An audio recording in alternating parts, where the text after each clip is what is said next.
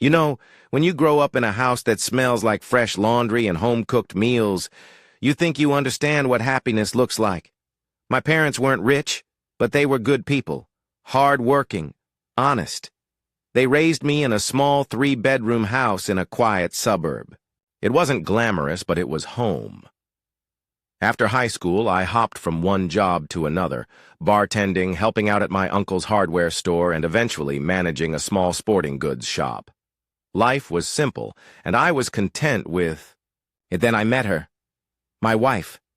She was from a world I had never known, where luxury was expected, not earned.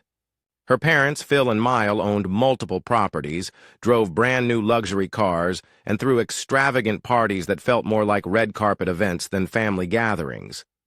The first time I met them, I could tell they didn't like me. They didn't say it outright, of course. No, they were too classy for that, but Myle, my mother-in-law, could express disapproval with just a single raised eyebrow. And Phil? He had a way of speaking that made every sentence feel like a veiled threat. Still, I loved their daughter, and I thought love was enough. But when we got engaged, reality hit me like a freight train. Before we could even set a wedding date, Phil made it clear that I had to sign a prenuptial agreement. I wasn't rich, so I had nothing to lose, right? And I was too in love to care. The day I signed that prenup is burned into my memory. Phil slid the papers in front of me like it was a business deal. Myle poured me coffee, as if to make it feel normal. And my fiancée? She just stood there, silent. That hurt more than anything. The agreement was straightforward. Any inheritance, gifts, or trust funds from her family remained her property. But any windfall, like a lottery win, would be marital property. At the time, it felt like a formality. I was young, naive, and completely in love. I signed the paper without a second thought. I would regret that decision. Or so I thought. The first few years of marriage were manageable. We lived in a gorgeous condo that her parents gifted us. I paid the monthly mortgage, thinking it was our home. But looking back, I see it was just another way for them to control me. Her parents were always around. They would show up unannounced, rearrange furniture, replace appliances, even hire decorators to change the color scheme without asking me. When I complained, my wife would laugh and say, "That's just how they show love. I should have seen the warning signs."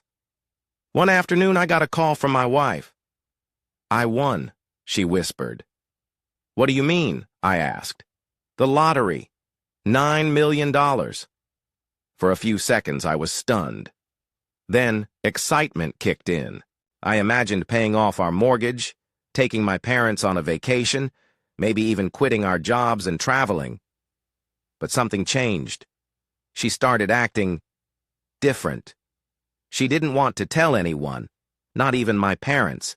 She met with lawyers, whispering about protecting the money. And when I asked to join those meetings, she told me I wouldn't understand. That stung. Then, one day, I came home from work and saw her digging through our drawers. Her aunt was there too. She barely looked up when she said, "I'm filing for divorce. Pack your things. You have to leave." I was speechless. I had paid for this home. I had supported us. And now she was throwing me out like yesterday's trash. I called my dad. My voice cracked as I told him I had just been kicked out of my own home. I had never felt so betrayed in my life. But the biggest shock was still to come. Her family thought they had outplayed me. They thought the money was theirs and I had no claim to it. Except they forgot something. The prenup. The very contract they forced me to sign had a clause that said any windfall, including lottery winnings, counted as marital property. They had unknowingly sealed their own fate. My father, God, bless him, told me to stay calm. We hired a lawyer outside of their wealthy social circle and prepared for battle. I refused to be bullied. My father-in-law tried everything to scare me off. He called me, threatening that if I fought for the money, I would end up with nothing. My mother-in-law cornered me outside my parents' house, offering me a tiny settlement to just Go away. They spread rumors that I was a gold digger, but I documented everything. When we went to court, their confidence crumbled. Their lawyers argued that the lottery money was her personal property. My lawyer calmly held up the prenup and pointed to the clause. The judge leaned forward, reading it carefully. Then she looked at them and smirked. That's when I knew. I had won. The court ruled that the lottery winnings were marital assets under the prenup. I was entitled to a significant portion of the $9 million. I would also be reimbursed for my share of the mortgage. My ex-wife sat there silent, tears in her eyes. Maybe it was regret. Maybe it was just anger. I didn't care anymore.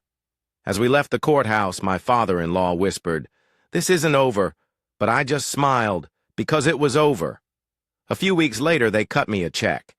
It wasn't half, but it was more than enough for me to start. Fresh. I helped my parents upgrade their home. I invested wisely. And most importantly, I walked away stronger, wiser, and completely free from that toxic family. They thought they could crush me. But in the end, the very prenup they forced on me became the weapon that saved me. Now that's what I call poetic justice. If there's one, lesson here, it's this. Never let anyone treat you like you're disposable. Stand up for yourself. Fight for what's yours. And most of all, never underestimate the power of karma. The naive man they thought they could steamroll. If they remember anything about me, it should be that they unintentionally provided me with the legal tool I needed to avoid going bankrupt. They launched the war, I completed it, and that concludes this chapter. Thank you for watching. If you haven't subscribed yet, please do so, and hit the notification bell to stay updated with more shocking real-life stories happening around you.